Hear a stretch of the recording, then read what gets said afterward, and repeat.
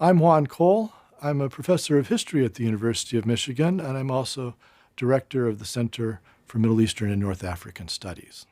I'm also a blogger, and so I've spent some time not only writing academic books and articles for academic audiences, but also trying to break down that ivory tower and write for the general public as well, and have gotten enormous feedback from that public. I think it's made me a much better scholar. So my charge here is, I think, to talk about the experience of authoritarianism among young people in my area of the world, the Middle East, in recent years. And I wrote a book about this, the New Arabs. And it's a roller coaster of a story because these young people grew up typically under fairly authoritarian regimes. And they challenged them. They found ways of challenging them. And in some instances, they achieved, I think, some real progress in gaining liberties that they had been denied. But in many instances, the governments figured out how to deflect their activism and to reimpose themselves, and sometimes more viciously than ever before. So I was looking especially at millennials who, these generations are not social science concepts. It's not the sociologists that come up with them. It's the marketers. So they think people born roughly in the same decades, have similar tastes in clothing and so forth. So the millennials are people typically who were born between 1980 and 2000. They are the ones who, in the Arab world, became digital natives because they grew up with the internet. And they talk sometimes in interviews about how that was a little alienating for them, and to the extent that they were entering a world online that their parents typically had no experience with and didn't really understand or maybe even approve of. They were forming cyber friendships. They learned languages. I met a lot of people, young people in the Arab world who had fairly good idiomatic American English. And I asked them, did you live in New Jersey for a while as a kid? And they said, oh, no, we just watched the movies and learned it from the internet. And one of them was interviewed by an anthropologist. He said that you can get a lifetime of learning on the internet in 2 years, just downloading things. And one of the things that came along with that internet experience, and of course they were using it for downloading music and pop culture and movies and so forth, was also news. And so for them, many of them are Francophones, so they know French. Others are English-speaking for their foreign language. An election in France, or 2008 when Barack Obama was running for president of the United States, it's almost a local affair for them. I mean, that was something they lived vicariously because it was 24/7 on the internet, on satellite television, and of course, the world is set up in such a way that the imperial powers, the great powers like the United States, what they do affects everybody else in the world, and so for them, it's significant who gets elected. So they were very much aware of the way that parliamentary democracies work, parliamentary politics. They didn't always approve of it. It's obviously sometimes sleazy or involves disinformation and a lot of broken promises. But for a lot of them, it sounded an awfully lot better than what they had, which was presidents for life. And that system of presidents for life had grown up in the Arab world, beginning in the post-colonial period, because nowadays people in the rest of the world are often not aware of this so much, but much of the world was ruled in the first half of the 20th century by Western Europe and the United States. They used to say that the British Empire, its colonial possessions were colored red on the map. So when the British conquered another country, they were coloring in the world map red. And they had India, It's an enormous territory. Egypt along the Red Sea and the Suez Canal. They had Malaya, which is now Malaysia. They moved people around, and they extracted resources and taxes from all of those people. And after World War II, generally speaking, that whole system of imperial domination by Western Europe and the United States declined. So the United States lost the Philippines. And the British lost India, which was the jewel in the crown of their empire. And the reason, in my view, that all of a sudden empire collapsed was that people in the global south had become mobilized. They used to be living in villages, 200, 300 in each village. They weren't connected with one another. Often in a place like India, they didn't speak the same language as the people in the next village. They weren't literate people. They didn't have access necessarily to newspapers. It was before transistor radio, which was an invention of the Japanese in the 1950s. So as people became connected through the period after 1945 in particular, but it started, of course, way before then, with political parties and more widespread literacy, modern electronic communications, and so forth. When the British in India mistreated somebody in one village, the other village now knew about it, and they could get together to engage in various forms of protest. And eventually the British just found it by 1947 impossible to stay. And this happened in the Arab world as well. The French ruled much of North Africa. The British had Egypt. And the first generation of anti-colonial activists had the virtue of wanting their countries to be independent and wanting to spread education and industry, because the colonial powers hadn't bothered, to bring in industry. They were just using people as farmers.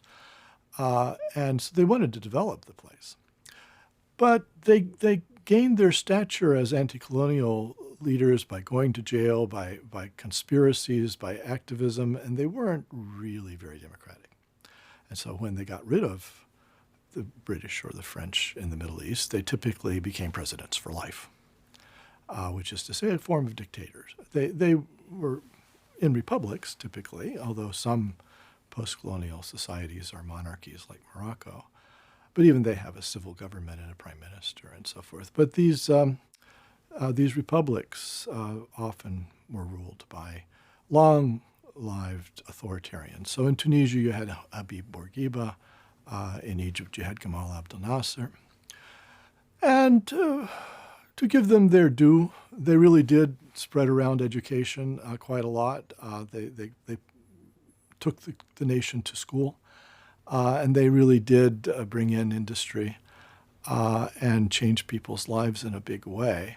But they didn't give them really much experience of self-determination, of democratic politics, of parliamentary governance. And then, I would argue, in the 90s, the 1990s, the collapse of the Soviet Union and the increased power of finance capital in the world caused the international community to be able to pressure these governments to privatize things. Because the great anti-colonial leaders were often socialists. There was a big public sector in Egypt, as maybe 50% of the economy was in the public sector. In Tunisia, it would have been smaller, but still, a lot of government workers, a lot of things that the government was doing for the economy. And of course, the Washington Consensus, neoliberalism in the 1990s felt that this was a waste of money, that it was actually holding people back, that the market should rule. And this theory is patently incorrect, because while the market is very efficient in distributing goods and choosing between efficient corporations and inefficient ones and so forth, the people who are invested in the market pay no attention to sociological outcome. So what we have seen in the past 30 years since neoliberalism became the dominant ideology in the imperial world capitals is a vast increase in inequality and dismantling of government programs that made a big difference in helping the disadvantaged. So this began happening in the Arab world in the 90s, and governments were pressured. Often they were indebted to the World Bank or other such institutions, and there was a leverage to pressure them to privatize. And so another thing that the neoliberals didn't expect was that people are not above board. These presidents for life who were privatizing engaged in forms of insider trading. They knew that a government steel mill was going to be privatized. So they would call up their friend who was already in the steel business and say, have I got a deal for you? You could buy this thing for a song and then you can own it and you get rid of a government competitor and then, but you owe me after that, right? So there was an enormous amount of corruption and the creation of billionaires and cronies around these presidents for life that attended upon the process of privatization. And then there, in Egypt, there are a lot of people who live hand to mouth and for whom the price of a piece of bread is really important. And neoliberalism meant the price of bread was going up. And if there's an international crisis, less wheat produced one year, as was the case in 2008. There actually were riots at the bakeries, and there were bread martyrs. So the young people saw all this happening. And whereas for their parents, maybe you cut the president for life, the dictator, some slack because after all he freed you from the French or the British, but that was a long time ago by the teens or the zeros of the last decade. And I can still remember Hosni Mubarak, the dictator, the president for life in Egypt, had been an Air Force general during the 1973 war between Egypt and Israel. And that was his claim to fame, that he had defended the nation from an Israeli attack. That was how the Egyptians saw it. And he went on television and kind of boasted about this role that he had played.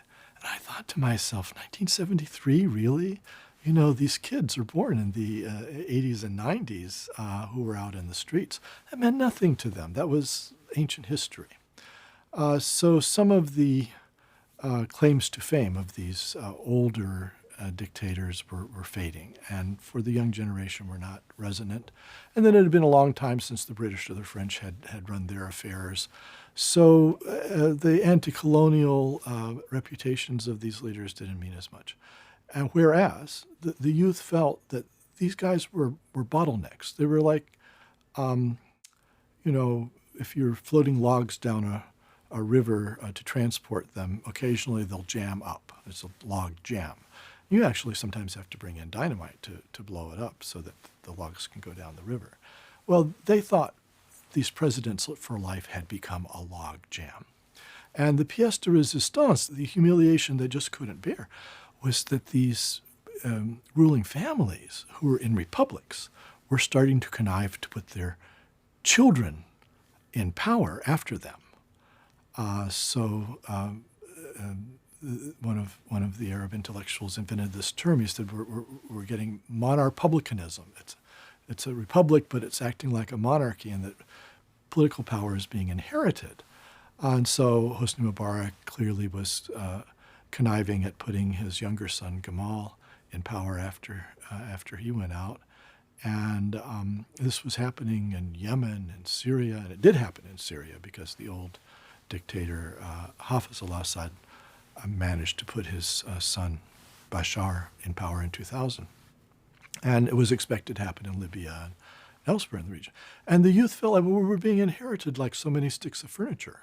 This is just not right. And moreover, if these people are blocking our jobs, corruption is taking a point or 2 points a year off of economic growth, and there's this cronyism, there's this increase in inequality, there's this rise of a billionaire crony class at the top because of privatization and neoliberalism, that we're just going to be downtrodden for another 50 years. And they said this, and they said this where? At their blogs and at Facebook and Twitter.